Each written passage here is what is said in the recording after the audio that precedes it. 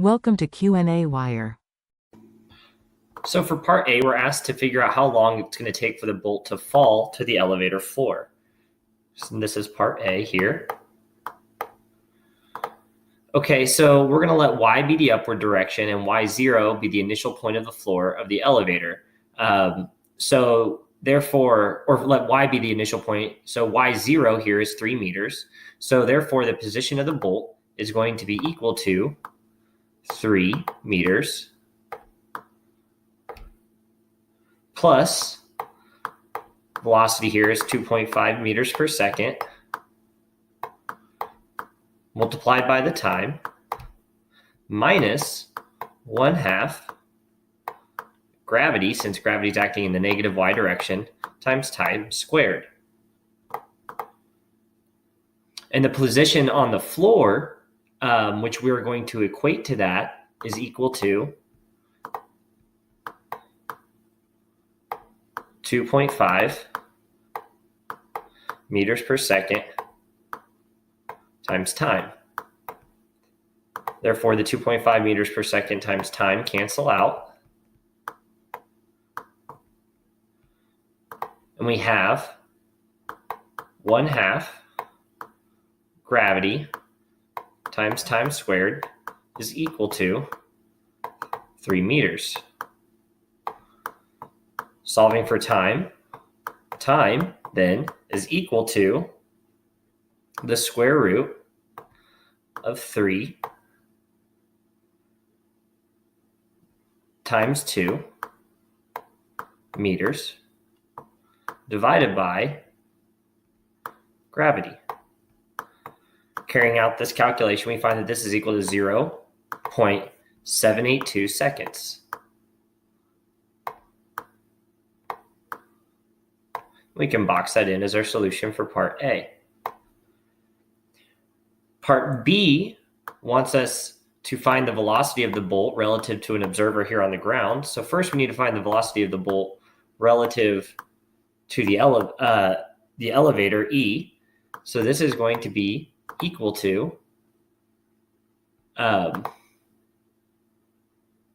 velocity of the bolt relative to Earth, and then we can find the velocity of the bolt relative to an observer inside of the elevator, not outside of the elevator. So the velocity of the bolt relative to Earth is going to be equal to 2.5 meters per second velocity of the elevator minus gravity times time. So plugging in the value we just found for time, we find this is equal to minus 5.17 meters per second. Therefore, the velocity of the bolt relative to the observer in the elevator, we'll call that VB sub O, is equal to minus 5.17. And then we have to subtract out the velocity of the elevator, which is 2.5. And these are both, of course, in meters per second.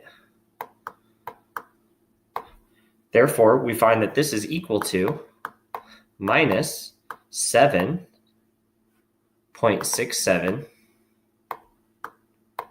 meters per second. We can box that in as our solution for part B. Okay, we'll get a new page going here for part C. Part C says, what is the velocity according to an observer standing on one of the floor landings of the building? Okay, so this is just going to be the velocity we calculated in part B as the velocity of the bolt relative to Earth. So this velocity here is equal to minus 5.17 meters per second. We can box that in as our solution for C. And then part D wants us to find the distance that was, according to the observer in part C, the distance that the bolt travels between the ceiling and the floor of the elevator. So this distance here, D, is going to be equal to 2.5 meters per second times the time, which we found in part A, minus 1/2 the acceleration due to gravity, g, again, multiplied by the time squared that we found in part A. Plugging those values into this expression, we find that this distance is equal to minus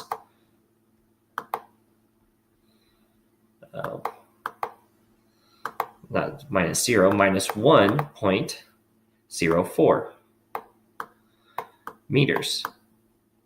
We can box that in there as our solution for part D.